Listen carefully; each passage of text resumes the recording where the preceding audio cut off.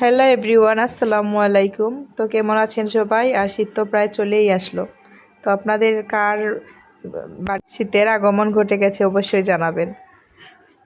আমাদের এখানে কিন্তু অনেক শীত পড়েছে, আর আমার বাড়িতে শীতের আগমন ঘটে গেছে, মানে শীতের শাকসবজি খাওয়া অলরেডি শুরু। আর শীতের সবচাইতে মজাদার যে জিনিসটা আমার কাছে ভালো লাগে সেটা হচ্ছে টমেটো ভর্তা। এটাকে টমেটো ভর্তা বা চাটনি যাই বলি না কেন, এর স্বাদ কিন্তু অসাধারণ।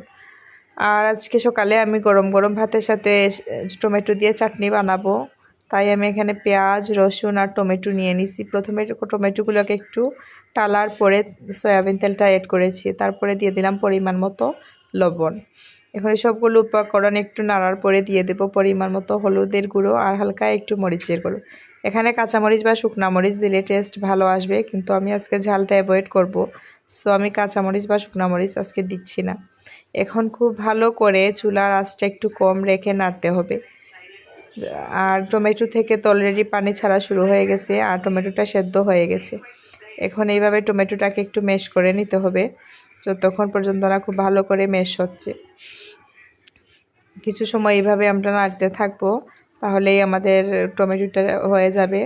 আর এই খাবারটা খুবই খুবই খুবই মজা, বিশেষ করে গরম ভাতের সাথে খেতে অসাধারণ লাগে।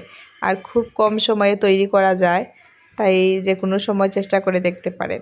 আর এই তো তৈরি হয়ে গেছে, আর আমার ভাত তো দেখতেই পাচ্ছেন ধোঁয়া উঠতেছে। আর ভাতের সাথে এই টমেটো ভর্তাটা অসাধারণ লাগে।